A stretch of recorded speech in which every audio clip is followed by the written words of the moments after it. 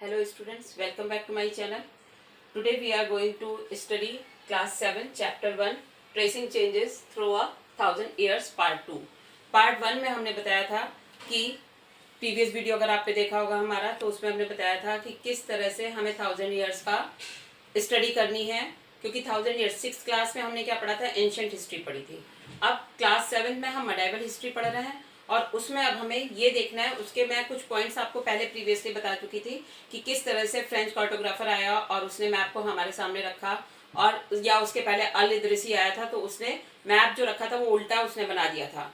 And उसके बाद फिर हमने न्यू एंड ओल्ड टर्मिनोलॉजीज पढ़ी थी कि किस तरह से वर्ड वही रहता है बट टाइम के साथ या सर्कमस्टेंसेस के साथ उसके वर्ड के मीनिंग चेंज हो जाते हैं। अब इसमें जो हम देखेंगे आज, वो हम देखेंगे 2 पॉइंट्स मेन देखेंगे। एक तो फर्स्ट पॉइंट ये देखेंगे historians and their sources, and second one देखेंगे new social and political groups. तो फर्स्ट वन में जब हम देखेंगे हिस्टोरियंस एंड देयर सोर्सेस, अब हिस्टोरियंस एंड देयर सोर्सेस मतलब हिस्टोरियंस अभी पता है कौन होते हैं हिस्टोरियंस, इतिहासकार। इतिहासकार कौन होता है, जो हमें किसी भी इवेंट के रियलिटी तक लेके जाता है, वो होता है हिस्टोरियंस। तो अब हिस्टोरियंस का मेन काम क्या हो गया है कि उन एविडेंस को हमारे सामने लाके रखे और हमें उस सत्यता से रूबरू कराए या हमें मुखातिब कराए, ये होता है। अब हिस्टोरियंस एंड देयर सोर्सेज में हम देखें what are the sources to study history. History में हमें किन सोर्सेज का स्टडी करनी है वो देखेंगे। तो सबसे पहले हिस्टोरियंस जो थे वो किस पे डिपेंड थे, हिस्टोरियंस जो थे वो डिपेंड थे कॉइन्स पे एंड आर्किटेक्चर पे, इंस्क्रिप्शंस पे एंड बुक्स पे वो डिपेंड करते थे कि उस समय पे, क्योंकि एंशिएंट टाइम पे क्या था, जो हमें कॉइन्स मिले उससे हमें पता चलता है कि हाँ भाई इस टाइम पे कौन सा राजा था, क्योंकि कॉइन्स में उन राजाओं की क्या रहती थी, मतलब फोटो बनी रहती थी। और या फिर आर्किटेक्चर कि उस टाइम का कैसा आर्किटेक्चर था, या उस समय की जो बुक्स मिली उसमें क्या लिखा हुआ था, इस तरह से हम उनके बारे में पढ़ते हैं। लेकिन इसी समय बीच में क्या हो रहा था, टेक्सचुअल रिकॉर्ड्स हमारे यहाँ बढ़ते जा रहे थे, बढ़ रहे थे। तो वो क्यों बढ़ रहे थे कि मतलब बुक्स जो थी हमारे यहाँ, नंबर ऑफ बुक्स बढ़ते ही जा रहा था, ऐसा क्यों हो रहा था, जबकि उस समय पे प्रिंटिंग प्रेस भी नहीं था। तो बुक्स कहाँ से कैसे छप रही थी या कैसे आ रही थी, ये सब हमें इस पर एक क्वेश्चन अगर देखा जाए तो रेज होता है, या यहाँ पर हमें ये क्वेश्चन उठाना चाहिए कि बुक्स इतनी कैसे बढ़ रही थी। तो बुक्स बढ़ने का मेन रीजन जो था वो क्या था टेक्सचुअल रिकॉर्ड्स में, कि जैसे वो अब हम देखें कि जैसे बुक्स लिखी गई हैं या प्रिंटिंग प्रेस नहीं थी तो वो कैसे लिखी जा रही, बुक्स जो थी वो हाथ से लिखी जाती थी, हैंड से। हैंड रिटन जो बुक्स होती थी उनको हम क्या बोलते थे, मैन्यू स्क्रिप्ट्स। मैन्यू स्क्रिप्ट्स वो हैंड से रिटन होती थी और वो फिर उसकी एक कॉपी दूसरे से बनी, दूसरे कॉपी तीसरे से बनी, इस तरह से बनती थी। और इन टेक्सचुअल रिकॉर्ड्स में होता क्या था, मेनली टेक्सचुअल रिकॉर्ड्स में अगर आप देखें तो क्या होता था,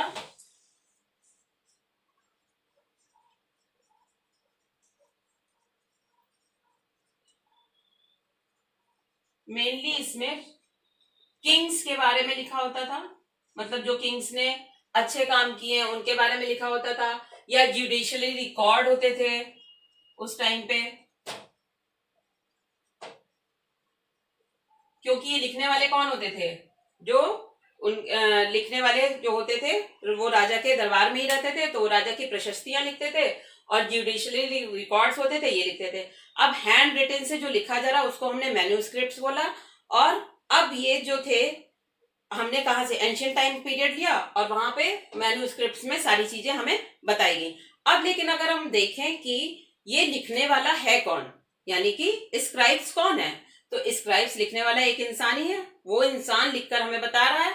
लेकिन जो पहले उसने लिखी है कॉपी, ठीक है, उससे क्या किया, हैंड रिटन है, प्रिंटिंग प्रेस तो है नहीं कि जैसा लिखा वैसे हमारे सामने कॉपी होकर आ गया, वैसा तो पॉसिबल नहीं था, वो हैंड रिटन है। अब सपोज दैट कि आप एग्जाम्पल लो, तो अपने से ही एग्जाम्पल ले लीजिए। मान लीजिए क्लास में आप लोग हैं और एक दिन आप नहीं गए स्कूल, आपका वर्क छूट गया, आपने अपने क्लासमेट से उसकी नोटबुक ली और उससे वर्क करना शुरू किया। अब कहीं पे आपको उसकी राइटिंग नहीं समझ में आई तो आपने क्या किया, उसको वैसे ही बनाने की कोशिश करी कि चलो ठीक है मुझे इस तरह से समझ में आ रहा है, और मैं उसी तरह से आपने लिख दिया। उसके बाद क्या हुआ, फिर दूसरे के पास, तीसरे के पास गई, दूसरे से तीसरे के पास गई तो उसको भी नहीं समझ में आया, उसने कुछ और लिख दिया। तो ये क्या हो रहा था, जिस तरह से स्क्राइब्स जो लिखने वाले थे वो काफी सारे लोग थे, एक के पास से दूसरी कॉपी बननी थी तो उसने एक कॉपी से लिखा, दूसरी कॉपी में क्या, तीसरी कॉपी में क्या, इस तरह से क्या हो रहा था, वहां पे स्मॉल चेंजेस आते जा रहे थे। तो स्मॉल चेंजेस आए तो क्या हुआ, अब अगर हम फर्स्ट ओरिजिनल मैन्युस्क्रिप्ट्स देखें तो उसमें और जो लास्ट वाली कॉपी है उसमें तो जमीन आसमान का अंतर हो जाएगा, बिकॉज लिखने वाले ने क्या समझा और उसने उसको क्या लिखा। तो इस तरह से वही अगर हम देखें तो हमारे उस टाइम पे थे जियाउद्दीन वर्नी, सबने नाम सुना है जियाउद्दीन वर्नी, एक बहुत बड़े हिस्टोरियन थे और इनका फर्स्ट क्रॉनिकल जो इन्होंने लिखा था वो 1356 में लिखा था। 1356 में जब इन्होंने क्रॉनिकल लिखा उसके बाद इन्होंने 2 साल का गैप किया, फिर इन्होंने दूसरा क्रॉनिकल लिखा, वो 1358 में लिखा।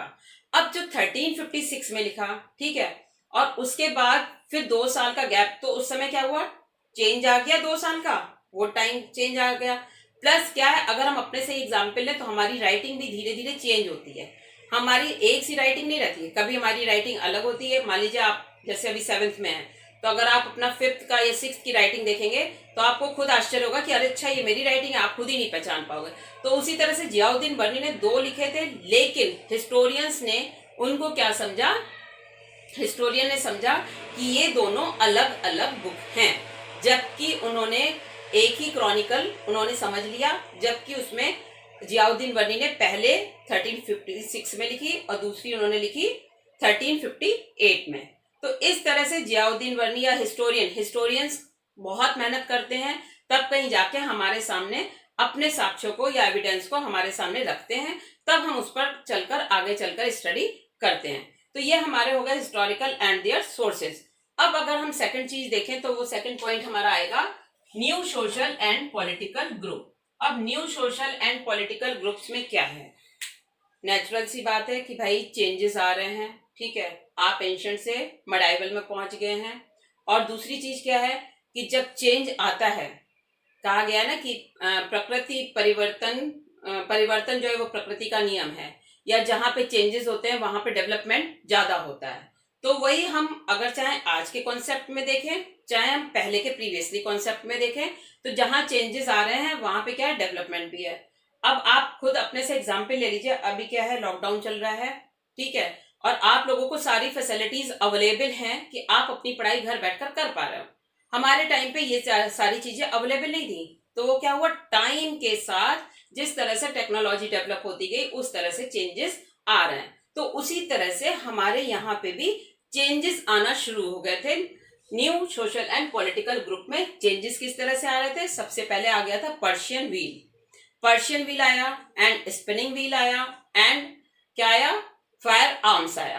तो पर्शियन व्हील क्या था, पर्शियन व्हील का क्या काम था, वो आप अपनी बुक में देख सकते हो, आपके चैप्टर 1 में ही है एनसीईआरटी की, और पेज नंबर 7 फिगर 3, उसमें आप पर्शियन व्हील का जो फिगर दिया हुआ है उसको देख लेना। इसका क्या काम होता था, इसका काम होता था कि पानी को, वाटर को चैनलाइज करके किस तरह से हम कैनाल में भेजते और वहां से वो इरिगेशन के लिए पानी चला जाता था। अब फिगर यहाँ पे बनी नहीं है और शायद मैं बना भी नहीं सकती क्योंकि मेरी ड्राइंग उतनी अच्छी नहीं है, अदरवाइज मैं आपको यहाँ पे बना के बता देती, इसलिए आप अपनी बुक से गो थ्रू हो जाइएगा कि हाँ उसको देख लीजिएगा कि किस तरह से वो पर्शियन व्हील बना हुआ है।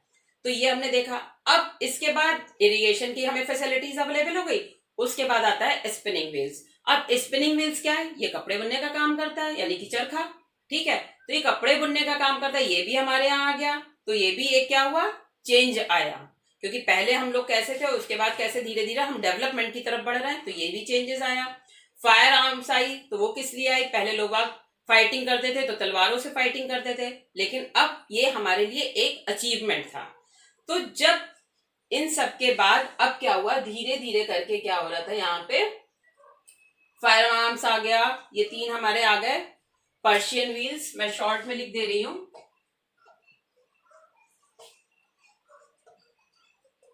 पर्शियन व्हील्स आया, ये किसके लिए था, इरिगेशन के लिए था।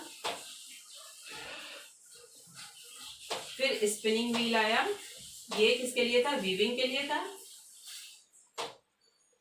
एंड फिर क्या आया हमारा, फायर आर्म्स, ये कॉम्बैट के लिए था। तो इसमें हमने ये देखा कि ये 3 चीजें आ गई। अब वहां पे ये सोशल एंड पॉलिटिकल ग्रुप से क्या मतलब है, चलो चेंजेस आ रहे हैं, डेवलपमेंट हो रहा है, सब कुछ अच्छा है, लेकिन सोशल एंड पॉलिटिकल से क्या मतलब है? सोशल यानी कि हम कितने सामाजिक हैं, सामाजिक से मतलब ये है कि हम कौन सी सोसाइटी में रह रहे हैं, ऐसा भी नहीं है। सामाजिक से मतलब क्या है? Human is a social animal, मनुष्य एक सामाजिक प्राणी है। तो हमें अपने चारों तरफ के समाज को देखना है, ठीक है। तो सोशल एंड पॉलिटिकल मतलब राजनीतिक। तो उस तरह से अब वहां पे कौन कौन से ग्रुप्स डेवलप हो रहे थे ये देखना है। तो इनमें जो सबसे पहले हमारी ग्रुप आ रही थी वो कौन से आ रहे थे? क्या हुआ जब फायर आर्म्स वगैरह का, अब इसी के साथ साथ हम देखते हैं कि हमें न्यू फूड एंड बेवरेज मिल रहा है। मतलब नया खाना और बेवरेज, ऐसा नहीं है कि हमारे पास से कोई आके दे गया कि नहीं भाई ये नया खाना है या ये नया पीना है, इसको आप खाइए पीजिए, ऐसा कुछ नहीं है।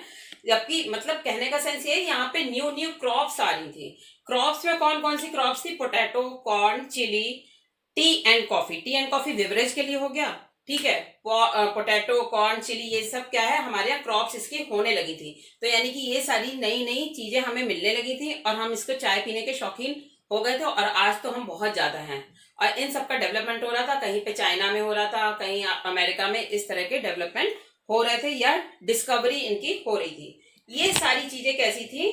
फिजिकल थी। फिजिकल थी क्योंकि फिजिकल क्या है? जो चीजें हमें दिखाई पड़ती हैं। लेकिन कुछ ऐसी चीजें भी थी जो हमें नहीं दिखाई पड़ती हैं, वो भी चीजें आ रही थी, उनमें भी चेंजेस हो रहे थे। वो कैसे चेंजेस हो रहे थे? हमारे आइडियाज, जैसे हमारा आइडियाज है, ठीक है। अब आप ये देखिए कि मान लीजिए ये आइडियाज दिया है सभी ने कि हाँ चलो भाई हम बच्चों की एजुकेशन को नहीं रोकेंगे, उनको ऑनलाइन एजुकेशन देते हैं जिससे बच्चों के एजुकेशन का लॉस ना हो। तो उसी तरह से आइडिया, अब उसमें क्या हुआ, अलग अलग लोगों ने अलग अलग तरीके से सोचना शुरू कर दिया, ठीक है। किसी ने सोचा कि ह्यूमन का नेचर है वो human nature can not be change, उसने इस पे अपनी फिलॉसफी दी। किसी ने कहा कि नहीं, कुछ ह्यूमन ऐसे होते हैं कि जो अपने नेचर को चेंज कर लेते हैं क्योंकि दूसरे की अच्छी हैबिट्स को देखकर उन्हें एक्सेप्ट कर लेते हैं। तो वो क्या हो गया, उन्होंने अपनी बैड हैबिट को छोड़ दिया। तो ये क्या हुआ, उनकी ह्यूमन नेचर जो है वो चेंज हुआ। तो यहाँ पे लोगों ने अपनी अलग अलग फिलॉसफी लगाई। और इस समय ये पीरियड जो था वो कौन सा पीरियड हो रहा था?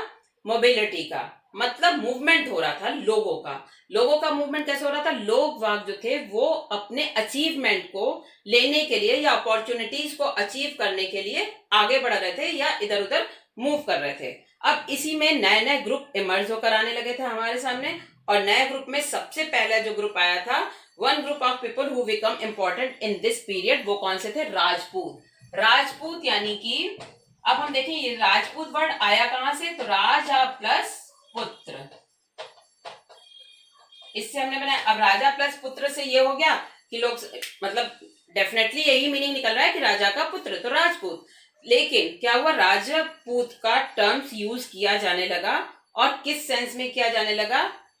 सबसे पहले रूलर्स के लिए, सोल्जर्स के लिए, क्षत्रिय के लिए और कमांडर्स के लिए। यानी कि मतलब मेन फाइनली अगर हम देखें तो रूलिंग पार्टी एंड फाइटर्स के लिए हम इसका राजपूत वर्ड्स का यूज करते थे, क्योंकि वो फाइट करके हमें, मतलब उनको एक तरह से कहा जाए, इनके लिए एक टर्म यूज किया गया है, शेवलिक कोड ऑफ कंडक्ट।